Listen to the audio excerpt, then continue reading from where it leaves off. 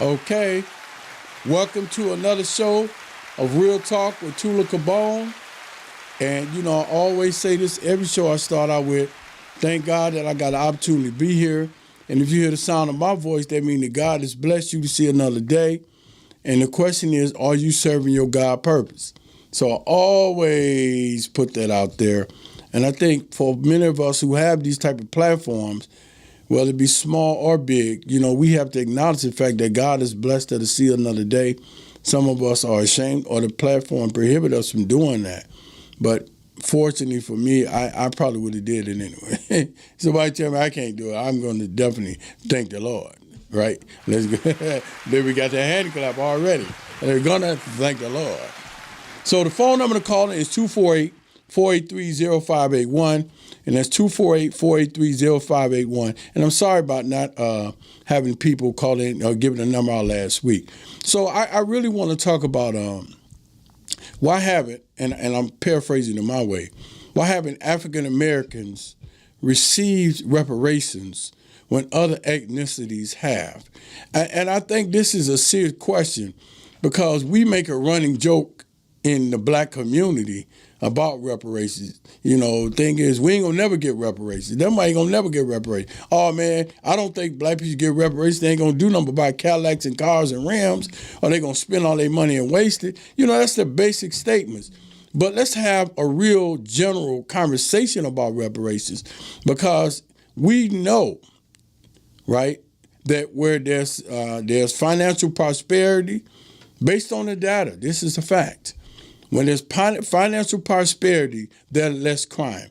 Particularly in Michigan, for those of us who live in Michigan, you can look in the areas of Bloomfield Hill, Royal Oak, the uppy rich areas. You don't see them doing things for such as crimes like that exist in poor areas. People robbing each other, scamming each other, trying to figure out how to make a buck because the money isn't there to help them come up out of their condition. Right. So and they know this. They know this because of the black towns, many of them that was burnt down simply because of financial prosperity. Black Wall Street, 1921, was in Oklahoma, right? They burnt the town down to the ground. There's many more black towns. Roswell, many more that they're now talking about that deals with black prosperity. And when you have the opportunity to have finances, then you're able to change your world. Your decisions become different. The way you live become different. It brings the stress level down because you're not so much worried as opposed to how you're going to pay your particular bill, even a light bill, down to a phone bill. I've been in situations where I couldn't pay my phone bill. It wasn't that I wasn't trying. It's just that the job I had was not designed or structured in a way to give me enough money to survive, right? Or to pay my phone bill. I had to pick and choose what bills I paid.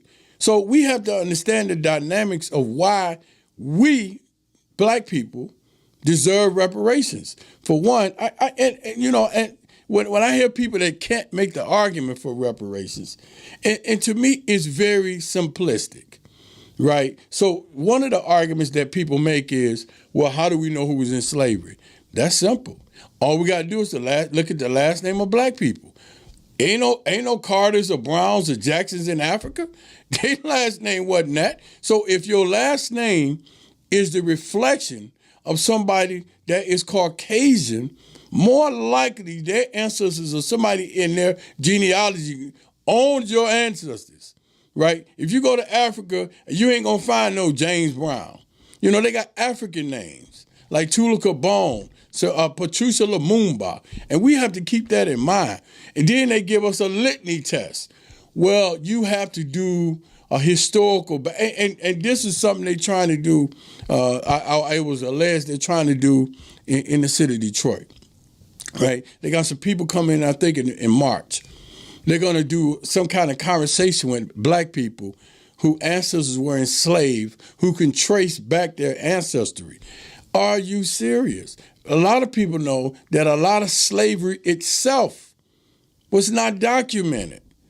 They didn't put their name down like they was transferring a car title. You know, you transfer a car title, you document that. Some of our ancestors were sold, and they were just sold. They didn't say, well, we just bought 5 gallons of milk and 4 eggs from the Browns. It wasn't like that. So some of us aren't going to have that particular history that we can trace down to meet that litany test of how we get reparations, which is unfair to us. It's unfair to us to be put in that position. And we sign up for it. We legitimately fall for it and say, well, you know what, man? Yeah, I can't get reparations. Why you can't get reparations?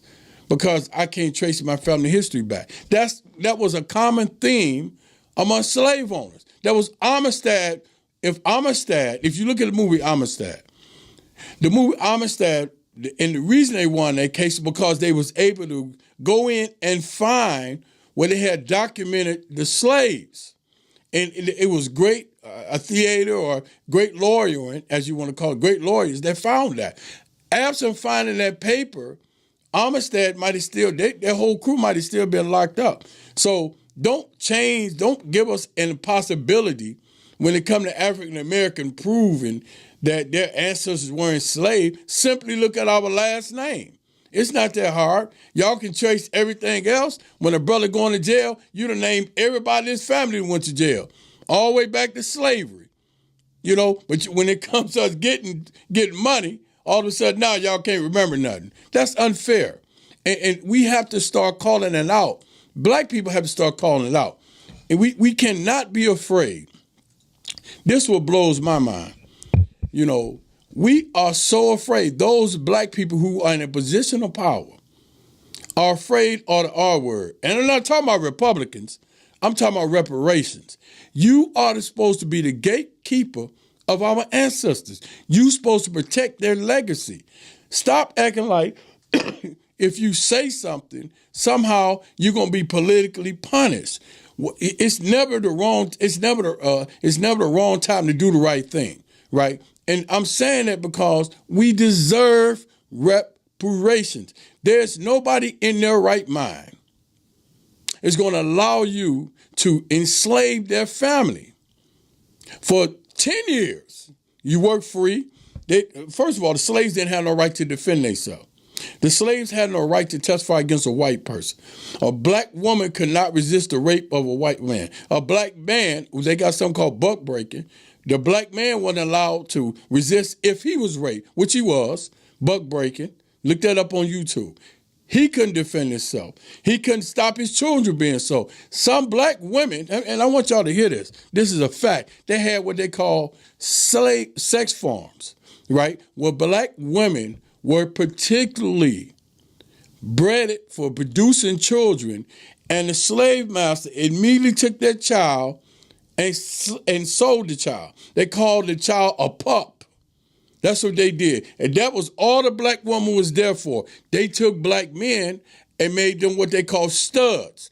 The stud job was to impregnate as many slaves as he could for the sole purpose of selling that child out of her womb into slavery. The more children he had, the more he was rewarded. Sound familiar, don't it? Facts. That's what happened. So if we begin to look at that type of treatment itself, it warrants some type of financial reward. I often tell people the first Me Too victims were black women doing slavery and black men. The Me Too movement is to speak up against women's rights. I'm all about that. But have not one Me Too movement woman ever mentioned the rape of black women doing slavery or the rape of black men doing slavery. Why is that? When you tell me what's torturous, that's torturous. Doing slavery, black women, let me tell you what they used to do for entertainment. This is a fact. They used to take a scarf, put it over a black man's head, and they would put it over the black woman's head. They would have them to engage in sex. And sometimes the man would be having sex with his mama, his sister, his cousin, even sometimes his own daughter. They did that. And for entertainment purposes, they took and put a hood. They would have people come and watch for entertainment purposes. take the black man and take a black virgin and watch them engage in sexual activity. That was their entertainment. That was their perverted entertainment back then. That's a fact. That's a fact. I want you to imagine, as a human being, that you had no control over your body. And somebody can come snatch you out right now and do what they will with you. And there was nothing you could do about that. That's black men. Black men was raped too during slavery. A lot of people don't know that. Let me give you the history on that. They did something what they call buck breaking. And if you go to YouTube, you can put in buck breaking. What buck breaking was, they would take a strong brother like myself, take me out. If I show any type of strength and I could challenge the plantation, the owner of the plantation, which is a white man, or his overseers, right, which is a white dude, they would take me, flog me to death, butt naked, make the slaves stand around and watch, and after that, they would take me, bend me over a log, and penetrate my anal in front of everybody. They would humiliate me in front of, if I had children and a wife, they did that. And they called it buck breaking, meaning to break the buck. That's a fact. They took black men. They had a sex farm for black men. It was a homosexual farm that they created for black men. They broke, and white slave owners or whomever would go frequently and have sex and engage in sexual activity with these men. It's the untold truth of black men. They don't tell you about buck breaking. They don't do that. All they talk about is what happened to, which is legitimate. But we need to bring what happened to the brothers too as a whole, what happened to all of us together, so we can unite and fight and demand reparations. That's what happened to my ancestors, right? And then you tell us, look in our face and say, well, why won't you give us reparations, right? I have not received a legitimate answer to this day. And the black people who are in a position of power are afraid to really openly speak out when they have the microphone to talk about reparations. They talk about everything else. They'll talk about giving money to Ukraine. They'll talk about giving money to Israel, talk about giving money to Egypt. They left the Palestinians out, which is a shame. Sadly, that's sad. That's another Holocaust that's going on, right? The Palestinian Holocaust, I'm going to say that. But they don't speak about us. They don't say anything about, hey, you know what? Let's talk about Black Holocaust. When they say stuff like that's the worst thing ever happened in history, no, the worst thing ever happened in history is what was done to black people. They should take black babies, this is a fact, and feed them to alligators. That's why Florida used to have something called the gator bait. Look that up. Look on YouTube. They stopped saying that because they would take black children, sit them in a swamp in order to draw alligators out. The alligator will come up and kill the child, and they would kill the alligator. That's a fact. They did that in Florida. The slave owner used to have black children lay down on their back, and he used to rub his feet on their stomach.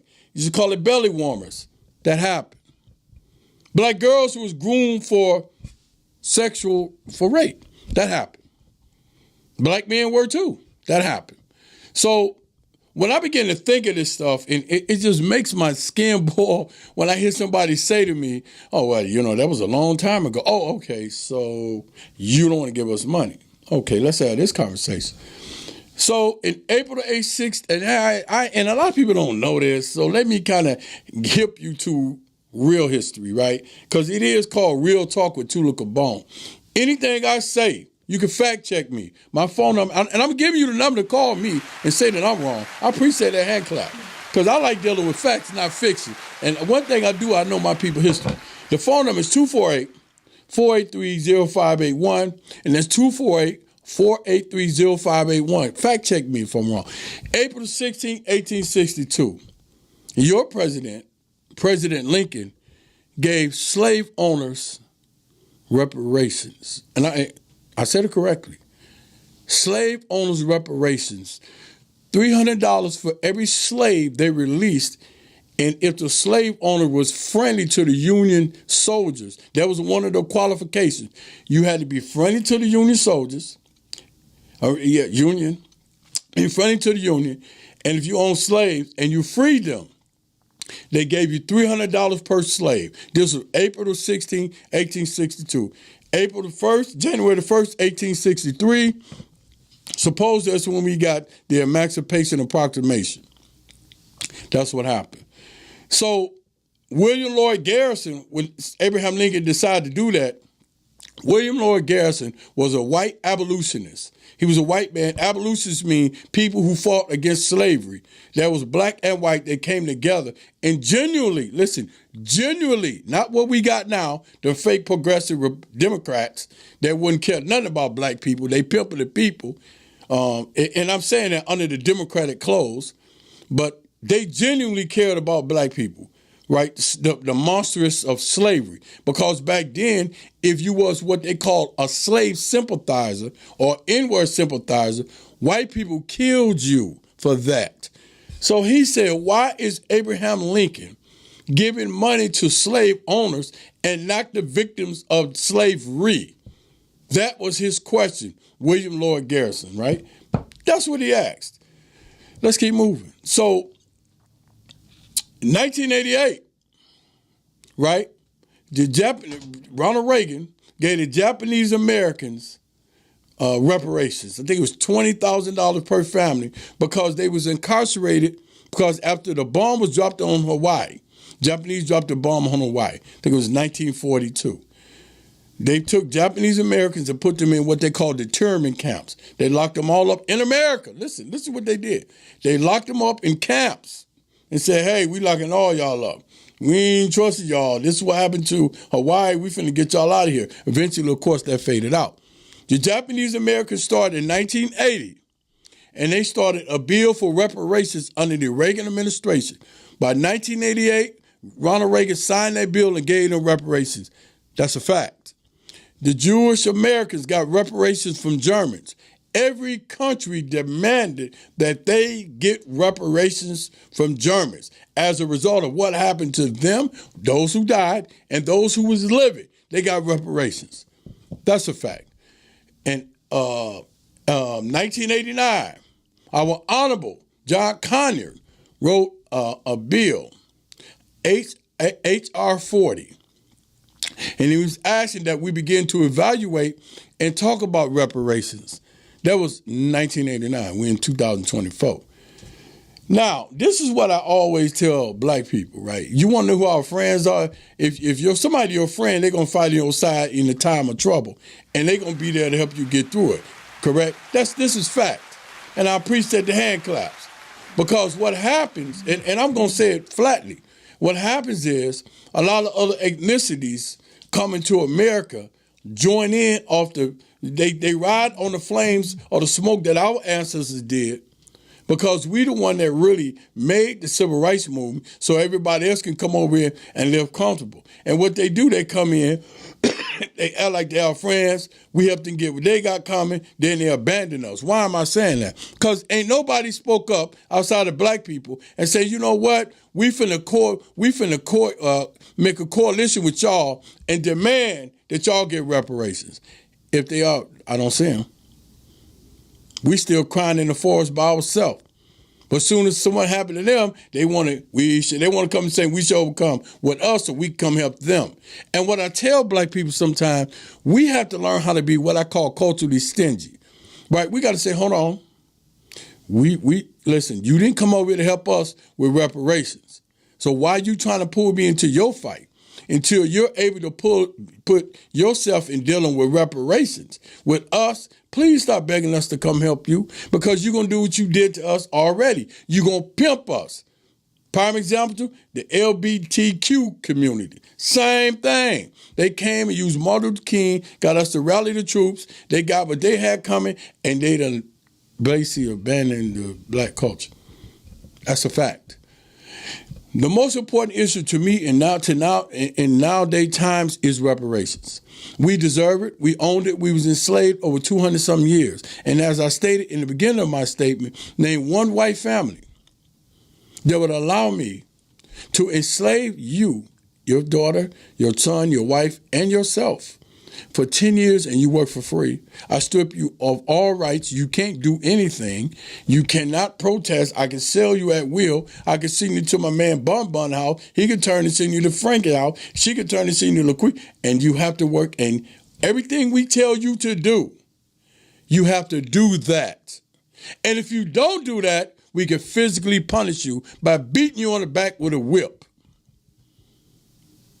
Now, if you listen to that statement, or what I just said, it sounds absolutely moronic.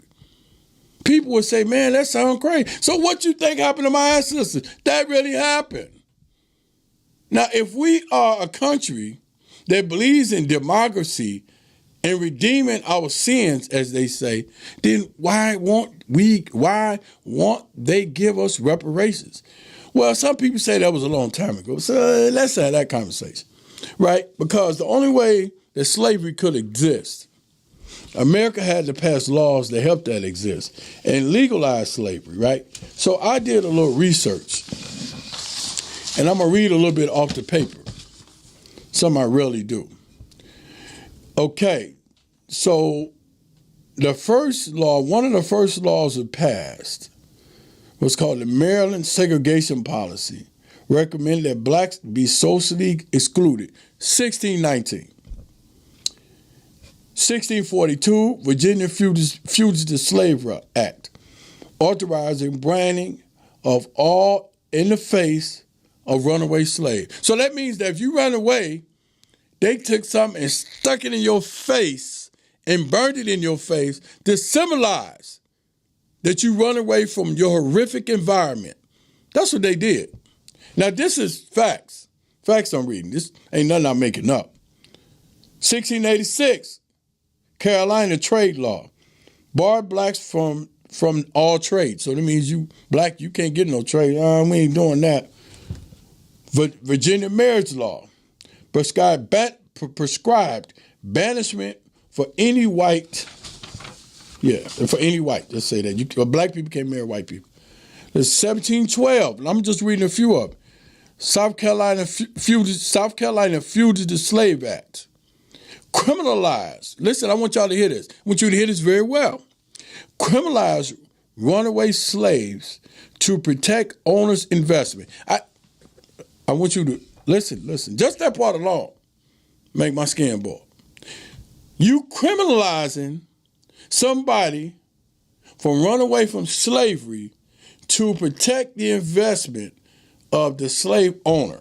Now, this was done in 1712. South Carolina Fugitive Slave Act. That was a law. Right? And they enforced this. Hey, you can't leave. You got to stay here and be punished. And if you leave, we're going to stick, and what was that? They stuck the iron in their face. Let me read that again, because this is important. Virginia Fugitive Slave Law, 1642. You couldn't leave, and if you did, they said, hey, no, we got to protect the investors. So let's keep going, man. I mean, because this is why we're asking the government to give us reparations. 1716, North Carolina Anti-Interracial Act, forbid and criminalize black and white marriages. You know how many people be in jail today? Figure that out. 1723, Virginia again. Virginia weapons law forbid blacks from keeping weapons. So what they do now, they give a brother a felony and tell you can't own a gun. That's part of the plan. A lot of people they think that somehow felonies just fell out the sky for black men. Like we just prone to be criminals. You know what I'm saying? Like somehow, it's not like that. And we'll have that conversation one day. It's not like that. It was by design, right? It's by design. So let's keep moving. All right. Then we got 1775, Virginia again. Virginia runaway law. Allow, sell, or execute. Listen, I want y'all to hear this. Virginia runaway law, 1775. Allow, sale, or execution of slaves attempting to flee. Are you for real? So if you try to leave, they're gonna allow the execution of slaves for attempting to. Come on, man. North Carolina, Munich mission law forbid freeing slaves except for meritorious service. What type of meritorious slave you can be in slavery? So that means you're moving the goalposts again. What you gonna do? Run and catch the slave master out the house while his pants on fire and the whole house falling on him? They probably even consider it a meritorious service. Now, another law. So I really want to move all the way on. And I think this is important because this law is very, very important. Well, let me go to the 1813 Virginia poll tax. Virginia got a whole bunch of stuff. And it says exacted $1.50 tax on blacks who were forbidden to vote. Wow. 1814 Louisiana Migration Act prohibit free blacks from entering the state. So, listen, I want y'all to hear this. In 1814, free blacks in Louisiana, y'all go Tide, roll tides, right? Louisiana, come on. Y'all know what they say. Well, Alabama, you're Louisiana. Roll tides, y'all love them tides, prohibit free blacks from entering the state. So if you free, oh, hell no, you ain't coming down here. You ain't finna encourage our niggers. No, we're not doing that. And I'm being sarcastic with that. And pardon me for using that word. I don't use it. But in this term, I'm describing sarcastically what was thought. So, and I can only imagine the pain my ancestors were suffering. It boils me, man. It bothers me. Let's keep going. I want to go to, and this is very important. I want to go to the 1850 Fugitive Slave Act. And this is important because, you know what? A lot of people don't know anything about this because guess what? What I'm teaching you, they ain't teaching you in history class. They don't want you to learn none of this. They want you to sit up and worry about the new weed law they passed or be on TikTok talking about twerking and burking. And that's what they want you to worry about. They don't want you to know any of this. They're not going to teach you how to own a business. They want to teach you how to work for somebody. Where in the urban rural communities, primarily white communities, they teach them how to own businesses. They teach black people how to work for somebody. By the time the black young man is in 4th grade, he have lost almost a disinterest in school. By the time he get to 9th or 10th grade, he almost about to drop out. And in 11th grade, his life is over. He can't even read. That's a fact. So they don't want you learning. I'm giving you a free lesson. All praise to God. Appreciate the hand clap. Use this wisely. So here we go. This is one of the most deadly laws I feel ever put on the book. It's called the 1850 Fugitive Slave Act, enacted. Stronger enforcement provisions. Of course, they give you a narrative version of it. But let me tell you what the Fugitive Slave Act was. The Fugitive Slave Act was that in the North, listen, I want y'all to hear this. For all you Northerners think that you safe from slavery and all the bad white folks stay down south, you're wrong. Let me help you out. So in the North, what the North did, they compromised with the South. They said, hey, man, listen. The South said, you want our vote?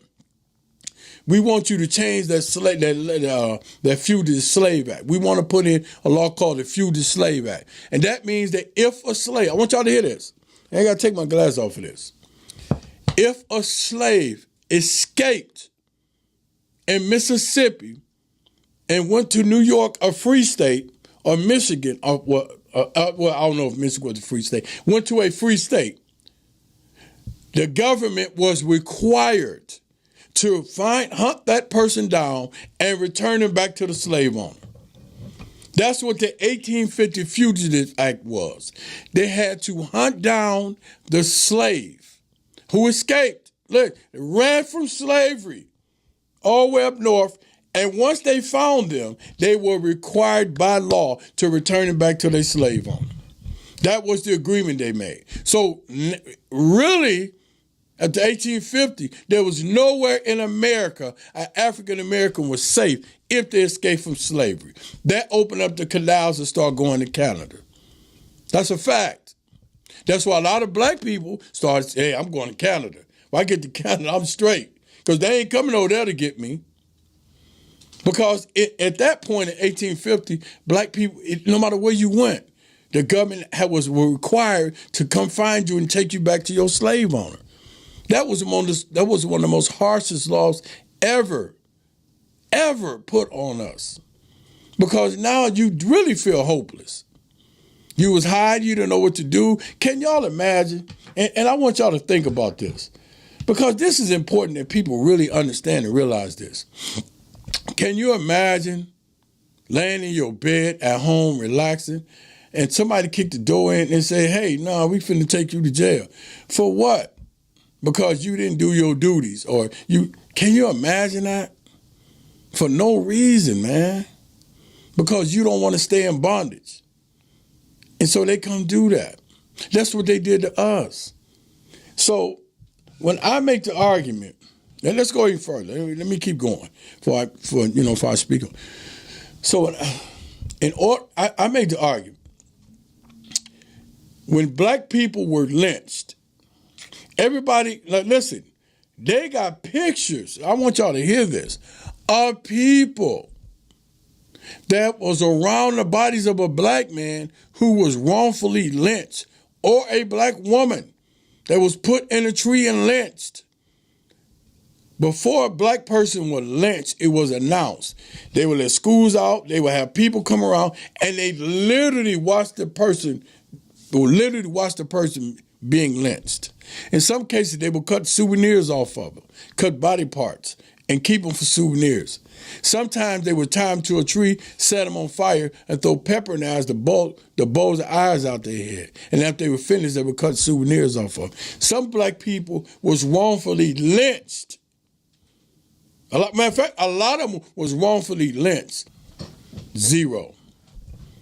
Now, one person was persecuted for lynching a black man or a black woman, even though they took pictures back then, and they had a movie theater eating popcorn. They smiling. That is horrific. Now, I want y'all to reimagine this world. And I know it's going to bust your brain to think like this because it just would never happen, and as it shouldn't. If history was reversed and some Africans did that, came over, kidnapped white people from America, took them over there and did man, you think that Africans wouldn't be paying reparations right now? Of course they would. When I tell people to walk a mile in our shoes, when you tell us, no, we don't deserve reparations, would you want your family members subjected to that type of treatment? Many of them say no. So what is the issue? Why do you feel that black people do not deserve reparations? And the phone number to call in again is 248-483-0581. And that's 248-483-0581. And I asked them, I said, why do you think black people why don't we deserve reparations as a people when you have given it to including, I forgot to add that, including, and rightfully so, everybody received reparations, deserve reparations. The Native Americans, you gave them casinos. There's no way possible that you can have people enslaved for 244 years and then let them go and say, go figure it out. We ain't gonna give you no money, but just go figure out how you're gonna make it. Most of y'all can't read, especially in the South, but you go ahead and figure out how to make it. Period. So what happened, let me tell you what ended up happening. The South got slick. So they started creating what they call vagrancy laws. The prison population, I'm going to get a little bit into this, after the so-called freeing of the slaves, they had to figure out how to get people back on the plantation, right, in order for them to continue their money growth, which was the cotton industry. They take in 1860, right, as a result of slavery in America, it produced America economy was $4 billion. Listen, $4 billion would it be in 1860 as a result of slavery. So they said, okay, we need to figure it out. So what they did was create laws. And it was two things they did. They did what they call sharecropping. They took the slaves and they let you stay on the plantation. He said, okay, now listen, Mr. Jones, you can stay here, but you gotta give me part of them crops. And after you share crop, at the end of the year, I'm gonna give you what you got coming. Well, what they did was down south, this is a fact. They reinstituted slavery. And what they did was had the black people gonna stay on the land, and they literally treated them like a slave. And do you think anybody intervened? Not at all. They did not intervene. They got a movie called Alice, A-L-I-C-E, with Common and Keke Palmer. Watch that movie. It's a true movie. And it tells how black people were enslaved until the 1970s, right? And the girl didn't know she was free until she escaped. We don't, this part of we don't know about. We think that, we didn't know that they created sharecropping and enslaved black people. They reinstituted slavery with that. And black people legitimately thought they was enslaved because they were treated like slaves. And if they tried to leave, they would kill them. Do you think they went to jail? Not at all. Also, they created the penal column. Start arresting them and throwing them in jail. It was the first time amongst black men, because during slavery, the jail rate was almost zero because you need the slaves to work. After they so-called freed the slaves, they started arresting the slaves and renting them out to the plantation.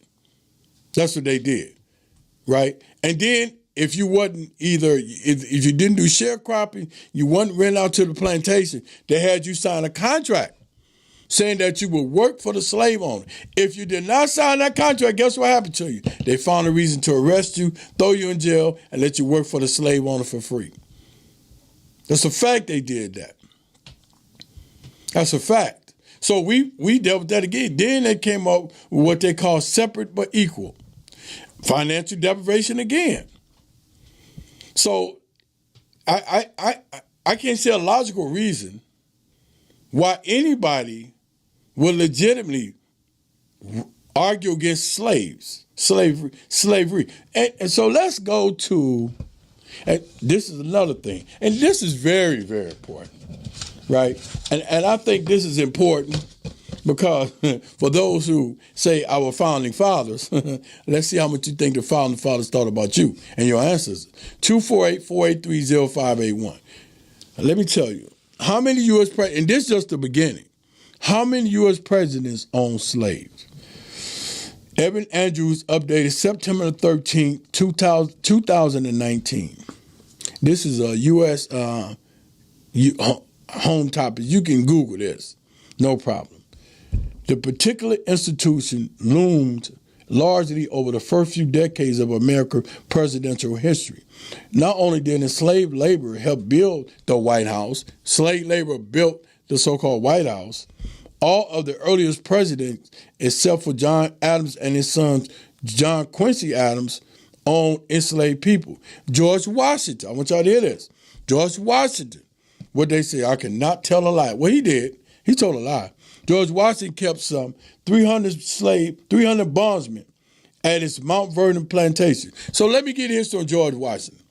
George Washington was so cruel that he would have them go and take a slave teeth that would match his, snatch it out of the slave's mouth and put it in his mouth to match his dentures. That's what George Washington did. Facts. Thomas Jefferson. Oh, we know the story of Thomas Jefferson. He had a relationship with Sally Hemings. 14-year-old slave had 6 children with her. That was his so-called concubine, which was something they did all the time. Let me say that. Once called and it says here, Thomas Jefferson. Thomas Jefferson, despite once calling slavery an assembly of horrors, owned at least, I want y'all to hear this, at least 175 enslaved people at one time.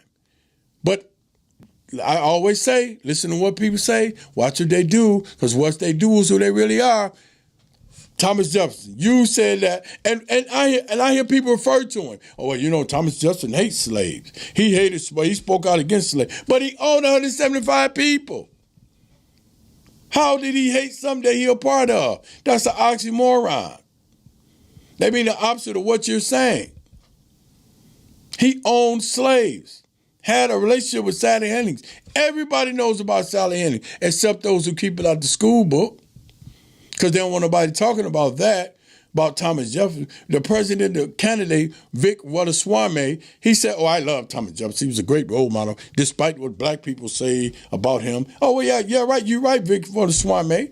You came over here and benefit of the civil rights movement that black people made it cushion for you to make it. And then you want to tell black people that you're not worried about what, right? Because your ancestors wasn't enslaved in America. Black people are the only people that was enslaved on American soil.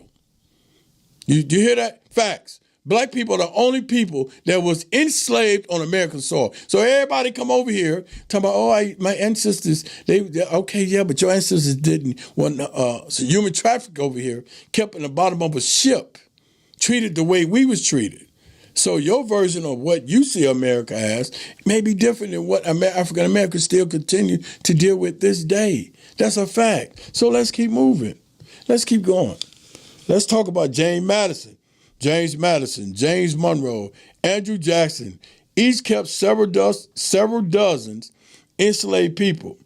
Martin Van Buren owned one during his early career. Martin Van Buren did. That's a phone. Okay, go ahead, caller. Okay. Go ahead, caller. Hello? Okay, I'm sorry. Hello? Oh, I'm sorry. Hello. Hello? Yes. Hi, Tula. I was calling. First of all, I want to say that I like your content and I like your message. Thank you. I appreciate that. I know you hear them hand claps. Go ahead. Oh, yeah. So I just want to give my perspective as it pertains to reparations, right? Okay. So I hear you saying how, the government did certain things for certain cultures or certain ethnicities other than black people. Absolutely. But I just wanted to give the counter to that. And in my opinion, I feel like we're asking for reparations from the wrong people. I don't think that we should be asking reparations from the government. I think that we need to be asking our ancestors for reparations. Our ancestors meaning who? Africa? The slaves that you speak of that have died and have passed and have went through this trauma and the beatings and all of this, right? So have you ever heard the term that Jesus died for our sins? Okay. So they've already died for our sins.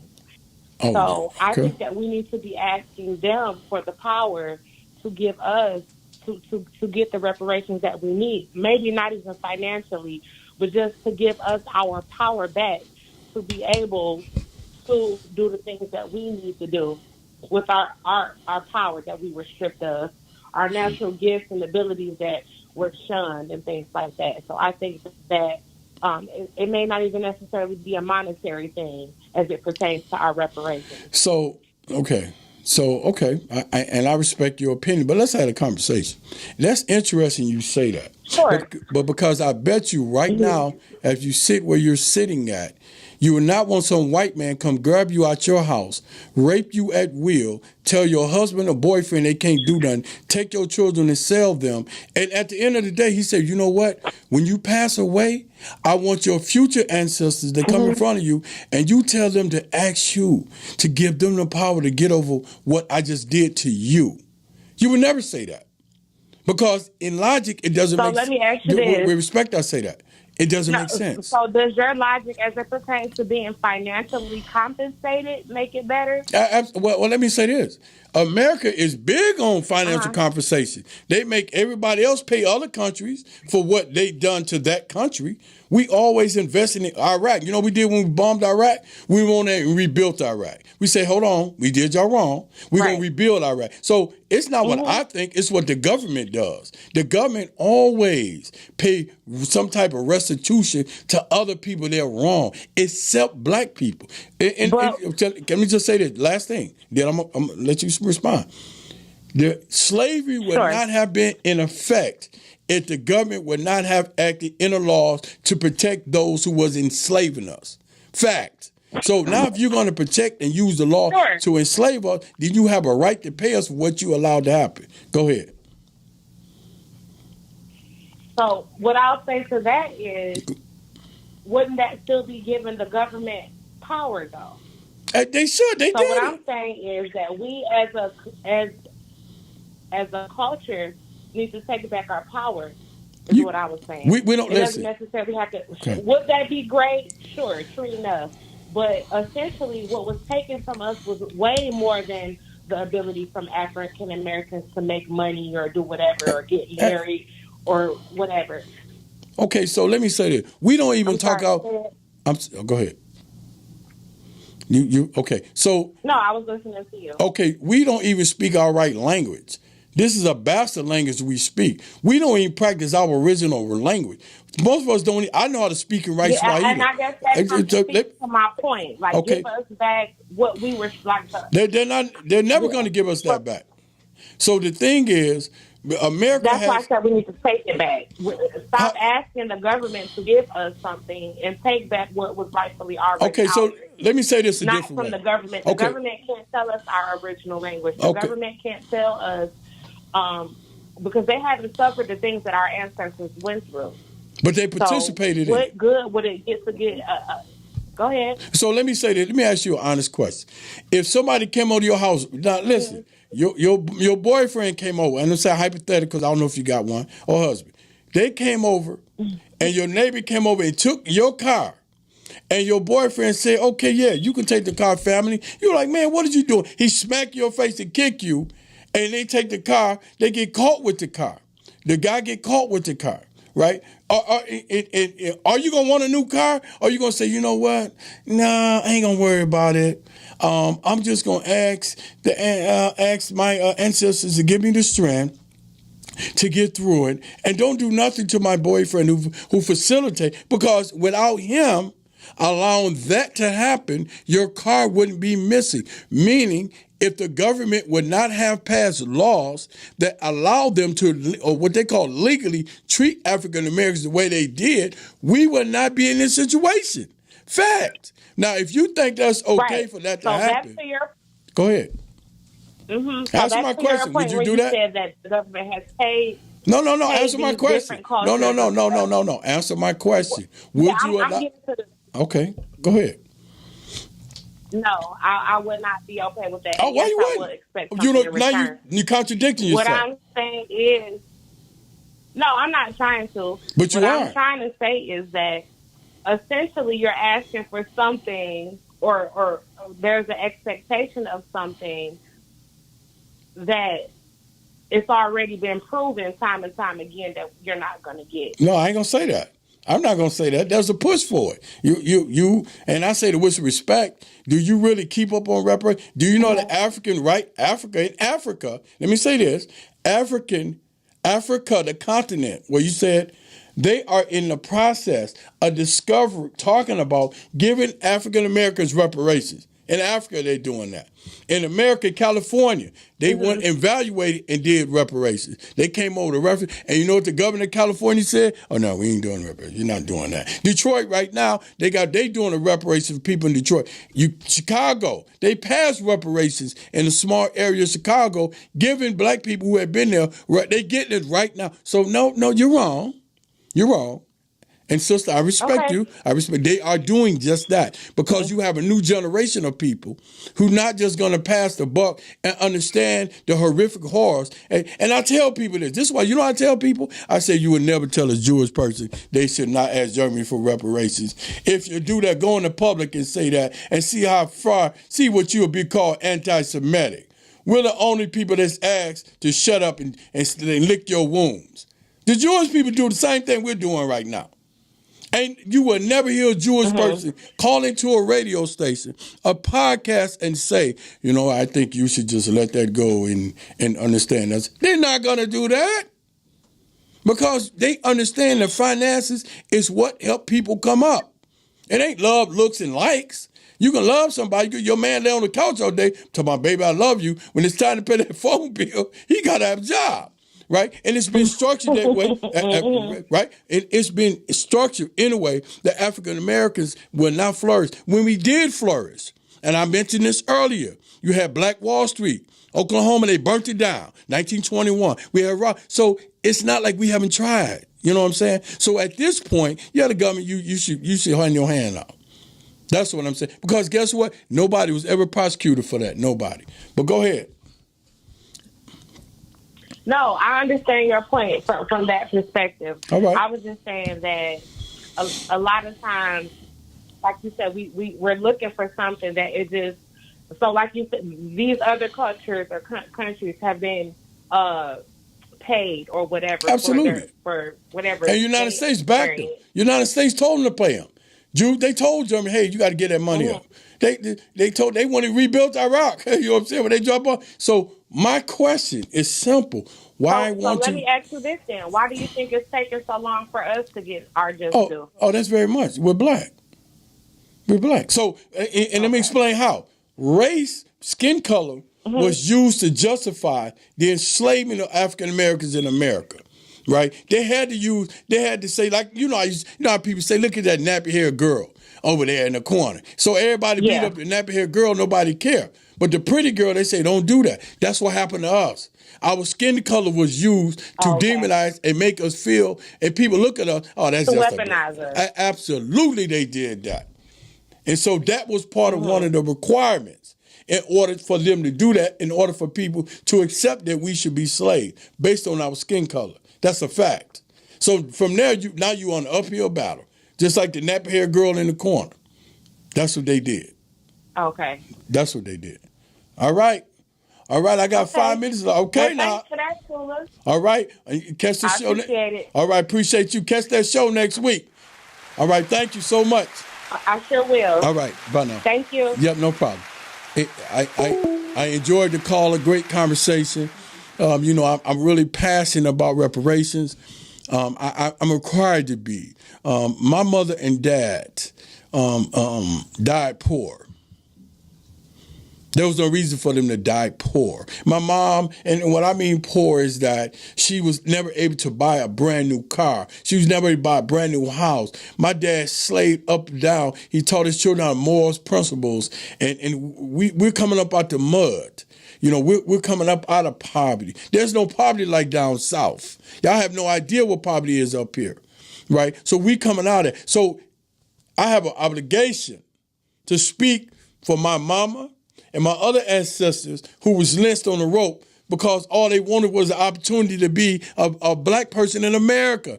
The dream, the false they were sold that black people you are an American citizen, and until they tried to do the same rights as white people and they was killed. There's no black person who's an African American should be poor in America right now based on the receipts their ancestors left through slavery. There's nobody that's African American in America should not be rewarded some type of financial prosperity. The White House was built on the slave labor of African slaves. Period. And when I tell white people who say, I'm against reparations, I say, well, give us everything we built. Starting the way. Oh, we don't want to do that. I said, so you want to have both ways. You can't have it both ways. If we want to take your car and you go to get it back, he said, I'm not giving your car back. Oh, you're going to get that car back for remand. You know what I'm saying? You take him to court, you sue him. That's the right thing to do. Now, I appreciate this platform for people letting me talk and have this conversation. Thank you so much. I'm passionate, and I make the argument for reparations, and it's not even difficult. All you got to do is look at the people they gave it to and say, well, why'd you give it to them? You won't give it to us. And the black people who are scared, as they say in the rap, you're scared, move and get out the way. Let other people step up and speak up for us because you really sending us down the drain. I'm tired of passing the buck. Oh, we got a caller. Caller, you only got 2 minutes, you hear me? Go ahead, caller. Hey, Tula, this is Amanda. Hello. I just wanted to say I am watching your podcast, and I love it, and I love the difference you're making, and I love watching you grow as a person and everything. So great job, Tula. Thank you. I'm always supporting you. Thank you so Bye. much. Bye. Like the hand claps. I appreciate it, you know, and I'm confident that more people know about Tula Kabone. And I don't do this. I don't want to listen. I ain't trying to be famous. I'm just trying to be real. I'm trying to share information that'll help our people grow and become a better person. Because all these images they put out about us, all this stuff they say about us, is to keep us in a confined box of confusion and to think in terms of low self-esteem and slave mentality, right? Of course, they ain't gonna teach you what I'm teaching you in school. You think they're gonna tell you that Abraham Lincoln gave reparations to slave owners? Of course not. They want you to think he freed a slave, which he didn't. I'll talk about that next week, right? Why? It blows my. I played it. Well, Abraham Lincoln stated to the South, hey, I don't really care about slavery. I just don't want y'all to separate from the Union, right? So I'll give a little more information about that next week, right? Because people need to really know the truth. And that's why when it came to President's Day, I was debating a white friend of mine at the gym about it. I said, man, I don't care about this. I said, why should I care about President George Washington? I said, well, he pulled teeth out of slaves and stuck it in his head. Why would I care about him? Well, you know, it was a long time. Like I said, would you want that to happen to your ancestors? You know what he said? Oh, you're right. Okay, then. It's that simple. I got 1 minute left. Listen, I want y'all to know I appreciate y'all listening to me. Like, love, and share my video. And again, I do this because I love the people. Y'all hear them hand claps? Tula Kabone loves the people. Shout out to Detroit. Shout out to the Dirty South. Shout out everywhere. Everywhere. I love everybody, even in Africa. Wherever you're at, I love y'all. But I want to say thank you for this time and opportunity to be before you and keep me in your prayers. And, you know, as God keep blessing me with the air and energy come before you, I'm always going to present Real Talk with Tula Kabone.